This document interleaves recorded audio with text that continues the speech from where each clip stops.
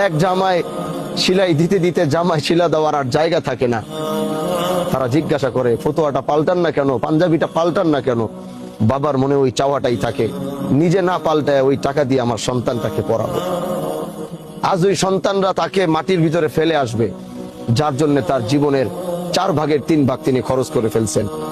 আজ কোন সন্তান এরকম পাওয়া যাবে না, বা তার কোন সন্তান আজ কবরে দাঁড়ায় বলবে না যে আমার বাবার সাথে আমার কবর দাও, আমি এই কবর থেকে উঠবো না। পৃথিবীর এরকম কোন সন্তান আজও জন্মগ্রহণ করে নাই।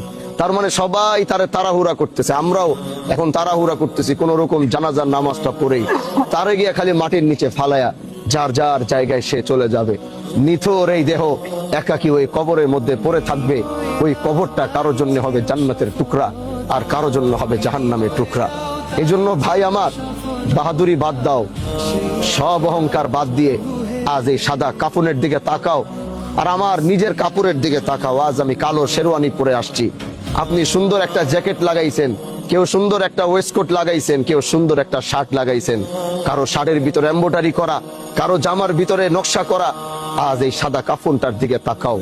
আল্লাহর কসম, আমি হানজালার এই মুহূর্তে মৃত্যু হয়ে গেলে সাথে সাথে আমার এই কালো এর শেরওয়ানিটা খুলে ওই কাপড়টাই আমাকে পরাবে, যে কাপড়ের ভিতরে না কোনো রং আছে, না কোনো ঢং আছে, না কোনো সেলাই আছে।